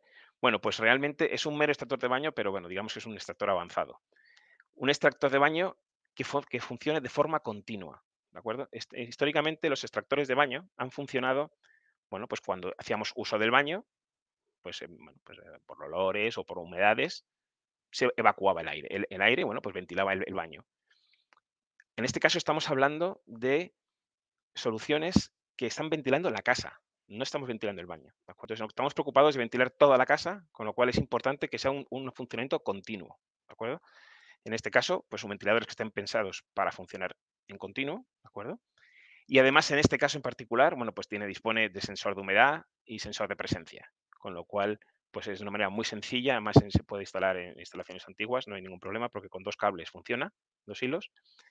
Podemos aprovechar este funcionamiento para, no voy a decir yo que garantizar que no haya problemas de condensaciones, pero seguro que vamos a mejorar muchísimo la situación.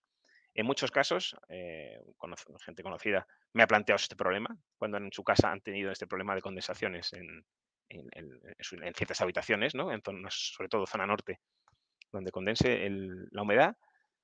Yo siempre les he planteado, primero, plantear la instalación de un equipo como este. Esto lo podríamos acoplar al shunt, por ejemplo, o si no, podría ser al exterior. Y probar solamente con este extractor. Muchas veces es suficiente, ¿vale? Con esto ya genera una depresión suficiente para que el aire se mueva y arrastre la humedad. Si viéramos que no llegamos a evacuar toda la humedad, pues a lo mejor necesitaríamos aportar una entrada de aire en las habitaciones para asegurar la entrada de aire exterior y así asegurar la ventilación de estos espacios, ¿vale? Pero realmente solamente con esta solución muchas veces podemos arreglar un problema cuando no se ha tenido en cuenta previamente a la hora de hacer la rehabilitación. Cuando no se tiene en cuenta el sistema, este podría ser una solución básica, pero que realmente funciona muy bien. De hecho, sinceramente, a modo de chascarrillo, esto lo tengo puesto en mi casa. Así que lo conozco muy bien y funciona perfectamente, la verdad. Cuando la gente se asusta cuando hablamos de extracción continua, porque cuando hablamos de uy, ¿cuánto me va a consumir un equipo de este tipo, ¿no? O sea, funcionando en continuo. Bueno, pues os comento, este equipo funcionando en caudal base, que es el que trabaja en continuo, está consumiendo en torno a 4 vatios. Con lo cual creo que podemos perderle el miedo a que este equipo esté funcionando continuamente, ¿de acuerdo? Además que está pensado para eso, o sea que la duración de vida es perfecta y luego pues nos asegura un movimiento de aire continuo, que es lo que realmente buscamos, ¿no? En este caso es una mera extracción de aire, con lo cual pues el gasto energético puede ser más o menos elevado, ya que el aire que estamos estamos extrayendo, lo tiramos a la calle. Si buscamos una solución un poquito más avanzada, en la cual podamos hacer una recuperación energética, bueno, pues hay soluciones que llamamos single room, que son equipos que están instalados en cada habitación, ¿de acuerdo? En este caso ya nos vamos a las zonas secas, habitaciones y salón, y lo que hacemos es, en la fachada, si veis en las flechas azules y rojas, en la fachada, lo que colocamos es este elemento, ¿de acuerdo? En la fachada se coloca un pasamuros y dentro de este pasamuros va a ir colocado un ventilador y un elemento cerámico, ¿vale? Puestos a hacer unas rayas como si fuera un ladrillo, ¿de acuerdo? ¿Qué hacemos? Bueno, pues este ventilador, cuando está funcionando en extracción, lo que hace es extraer el aire de la habitación y tirándolo a la calle, ¿de acuerdo? ¿Y qué está pasando? Pues que este aire, que en invierno, por ejemplo, hacemos el caso de invierno, este aire está a 20 grados, lo que está haciendo al extraer y hacer pasar este aire por este ladrillo, este elemento cerámico, lo que conseguimos es que se caliente este ladrillo. El ladrillo es un material, este material es refractario, con lo cual, el elemento cerámico, pues acumula el calor, ¿vale? ¿Qué hace este equipo? Pues a los 70 segundos cambia y lo que hace es, en vez de extraer, impulsa aire. Coge aire de la calle y lo mete en la vivienda. En este caso es la habitación o el salón. ¿Qué pasa? Claro, el aire, que en el exterior podemos estar a 0 grados, consigue calentarse porque está atravesando el mismo elemento cerámico. Entonces roba el calor al elemento cerámico y conseguimos calentar este aire exterior, ¿vale? Hablamos de un rendimiento razonablemente importante. Estamos hablando de unas medias de funcionamiento de entre 65 y 70% de rendimiento de media, ¿vale?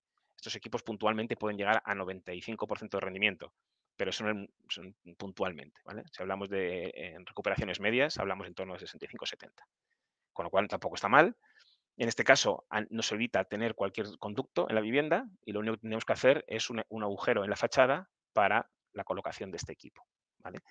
Detalle importante, siempre se instalan por pares, ¿vale? Con lo cual, mientras un equipo está en fase de impulsión, metiendo aire en la casa, otro está en fase de extracción, ¿vale? La idea es que estén sincronizados, se pueden sincronizar. De esta manera, la casa siempre está equilibrada, ¿vale? Ese es un poco el objetivo de estos elementos. Si os fijáis, al final lo que estamos haciendo es ventilando las zonas secas de la casa, ¿vale? En este caso, las zonas húmedas deberían disponer de un extractor puntual, en este caso sí, no haría falta que fuera continuo, porque quizá lo que nos preocupa realmente es la ventilación cuando se use el baño, ¿no? En este caso, bueno, pues una solución que no es 100% código técnico, pero en rehabilitaciones donde no podamos hacer otra cosa, pues nos puede dar un buen rendimiento y sobre todo asegurarnos la salubridad, la calidad de aire interior, que es lo que buscamos con estos sistemas. Y el último sistema muy parecido a este sería lo que llamamos también dentro del sistema single room, que también se coloca en habitaciones y en salón. Es un doble flujo, es como el que hemos explicado anteriormente para toda la vivienda, pero es un doble flujo muy pequeñito, ¿vale? Si os fijáis, bueno, pues en esta carcasa dispone de 2 ventiladores, uno que está en impulsión y otro que está en extracción, ¿vale? Dentro de este elemento pasamuros que estará en la fachada hay un intercambiador de calor, con lo cual se interfiere el calor del flujo frío al flujo caliente. Entonces, pues tenemos un mini recuperador de calor por cada habitación, ¿vale? En este caso no hace falta que estén sincronizados porque él mismo se equilibra, lo que impulsa lo extrae, ¿vale? Y tenemos por rendimientos en torno a 70 y pico por ciento, casi 75, 80 más o menos. Con lo cual también tenemos un muy elevado rendimiento. Y al igual que en la otra solución, pues deberíamos disponer en zonas húmedas de un extractor, aunque sea puntual, para asegurarnos la ventilación de las zonas húmedas, ¿vale? Bueno, son soluciones que creemos que en las rehabilitaciones, donde va a ser difícil instalar conductos, pues pueden aportar realmente la calidad de aire que necesitamos, porque sabemos, como hemos visto, que una rehabilitación en la cual toquemos la envolvente, pues vamos a tener problemas de calidad de aire casi, diría yo, que de una manera segura. Con lo cual es básico y fundamental tener sistemas de ventilación. ¿De acuerdo?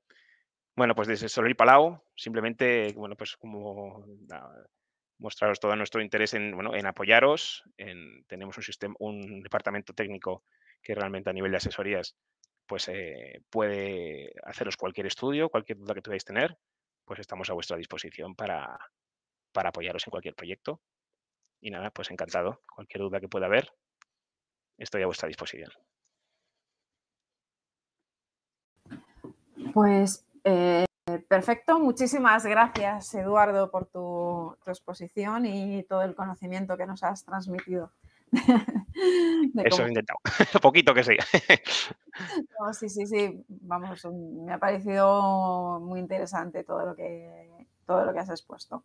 Muchísimas gracias. Si os parece, nos hemos ido muchísimo de hora porque al final con todo este lío que hemos tenido, pero sí que me gustaría, porque hay una pregunta para Charo, voy a ver, sí, Charo, estás aquí. Si te parece, te voy a desactivar, Eduardo, y voy a activar a Charo para que pueda responder a la pregunta que hay, ¿vale? Pues, a ver. Perfecto. Y vamos a ver, Charo.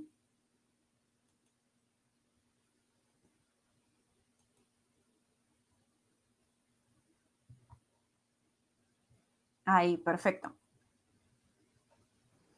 Pues sí que nos han dejado una pregunta para ti, Charo. No sé si la puedes ver ahí en el chat. Sí, la he leído. Pensaba que iba a pasar desapercibida la cifra que he dicho.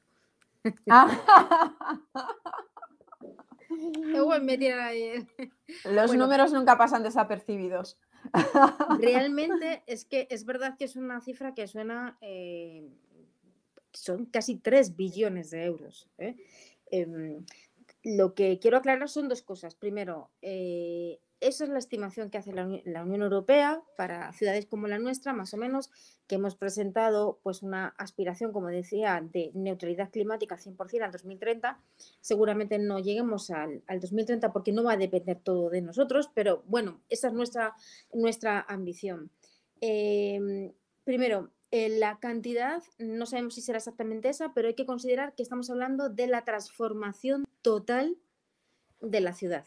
Es decir, en nuestra industria, todos los edificios, todo nuestro sistema de transporte, es decir, imaginemos una ciudad en la que solo tenemos energías renovables, nuestras casas son eficientes 100%, nuestra industria se mueve con energías renovables, nuestro transporte, no solamente el público, sino también el parque privado de automóvil es eléctrico o sostenible, etcétera. Esa es la estimación. Ahora nosotros, como decía, una vez que seamos capaces de trasladar todas estas inquietudes a todos los sectores, ciudadanía, otras instituciones que están en nuestra ciudad, porque eso es muy importante, o el sector privado, que, como decía, no solamente el que está dispuesto a invertir, sino el que está ya en la ciudad, es también muy importante, pues tenemos que, digamos, elaborar nuestro plan de inversiones.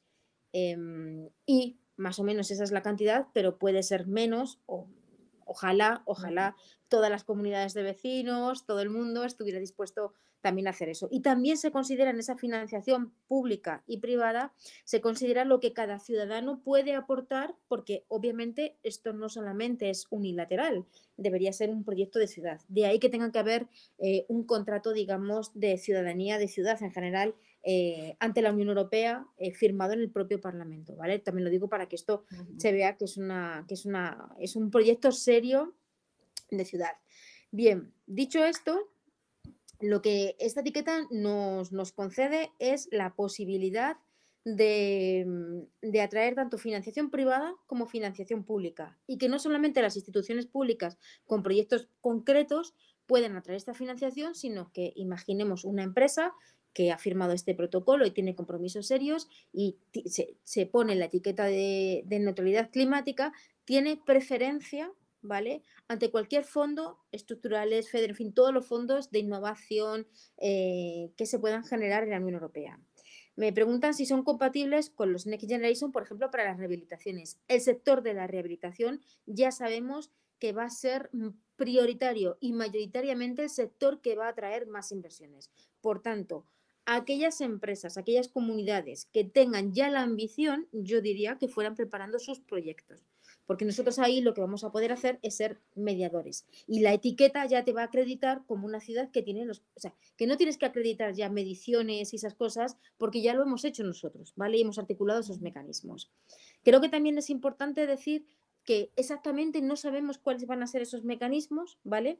Porque el día 13 de junio tenemos la primera reunión técnica en la Comisión Europea, en Bruselas, para ver un poco cómo se va a articular toda esta financiación.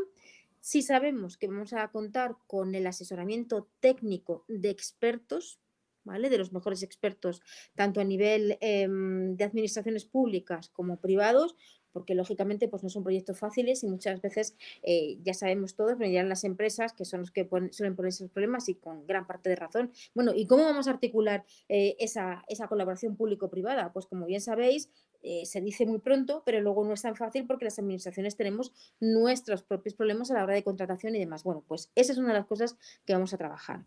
Que ya estamos trabajando también porque el día 14, después de Bruselas, tenemos una reunión técnica de las 7 ciudades, más el equipo técnico, que en principio está vinculado a la Politécnica de Madrid, pero que no va a ser la única universidad que esté involucrada, ¿no?, para ver cómo podemos articular todos estos proyectos, y nosotros iremos comunicando en cada momento cómo va a ser. Tenemos ya algunos proyectos sobre la mesa, porque hace unos meses nosotros lanzamos, que nos ha parecido que era un mecanismo que tenemos que explotar, una expresión de interés. Es decir, queríamos saber qué capacidad y qué interés podían tener las empresas en este proyecto que estábamos comunicando, ¿no? Entonces no teníamos todavía, digamos, que la etiqueta, no éramos una de esas 100 ciudades, pero queríamos saber. La verdad es que a pesar del poco tiempo y lo desconocido que podía ser tema, se han presentado 70 empresas, ¿vale?, con bastantes más proyectos. Y la verdad es que muchos de ellos de una calidad, yo estoy muy contenta porque la intuición que tenía de que el sector empresarial de nuestra ciudad es muy innovador, pues es cierto, es un sector muy innovador y que cuando abres una puerta están dispuestos a entrar. Por tanto, yo creo que ahora tenemos unos meses por delante para, primero, establecer cuáles van a ser esos mecanismos. También decir que los Next Generation, como bien sabéis, son proyectos maduros en general y son proyectos que tienen que estar ejecutados al término del 2027, ¿vale? Este fondo de financiación no tiene una fecha de caducidad, ¿vale? Y es prioritario y vinculante para los ministerios. Por tanto, sí que el tener esa etiqueta va a ser prioritario para los Next Generation o para cualquier otro fondo europeo o de inversión privada, como decía. Esa es una de las ventajas. Tendremos que ver ahora mismo cómo es ese mecanismo que nos tienen que explicar y que nosotros comunicaremos, porque nos interesa que nuestra ciudad capte esos 3 billones de euros, si es que fuera así. y son proyectos también, digamos que a más largo plazo, porque obviamente pues la rehabilitación del parque de viviendas entero pues es una cosa compleja. Aunque como decía, yo creo que aquí ya se ha hablado de varias soluciones, esta última intervención me ha parecido súper interesante y yo creo que esto lo que hace, y es por lo que nosotros queremos comunicarlo, es reactivar en todos los sentidos, sobre todo el sector empresarial, que es el que tiene esa capacidad más tractora y de transformación, ¿no? Al final esto, las administraciones públicas tenemos nuestras limitaciones en todos los sentidos. Somos, digamos, los que trabajamos para... yo digo que tiene que ser un liderazgo colectivo, ¿no? Esa ambición no puede ser un liderazgo solo público o solo privado. Y yo creo que hemos abierto esa puerta. Como decía, quien esté interesado, pues no tenemos otra cosa más que estar a su disposición y sentarnos y ver cómo podemos ir trazando esa red para que todo el mundo pues, pueda acceder a estos fondos y, por supuesto, nosotros ya vamos a empezar a contratar a algunos técnicos porque es obvio que con la Unión Europea nos comunicamos en un lenguaje que tiene más que ver con las administraciones públicas y eso puede dificultar, ¿no? Pero como decía, ahora se trata de generar ese protocolo y ese contrato en el que todas las empresas, y sé que aquí nos estarán escuchando, pues puedan empezar a pensar, oye, pues la comunidad de vecinos o esta empresa sí que tenemos intención de transformarnos, de ir hasta yo qué sé, pues ver cómo podemos hacer, ¿no? Y ahí yo creo que es el momento de pensar cosas como qué capacidad tienen los tejados de nuestra ciudad para generar energía, por ejemplo, ¿no? O para generar soluciones verdes, que también no olvidemos que es una de las soluciones importantes en la ciudad, ¿no? Bueno, pues yo creo que lo que vamos a tener es la capacidad de poder financiarlo, cosa que no teníamos antes. El talento yo ya lo doy, por supuesto.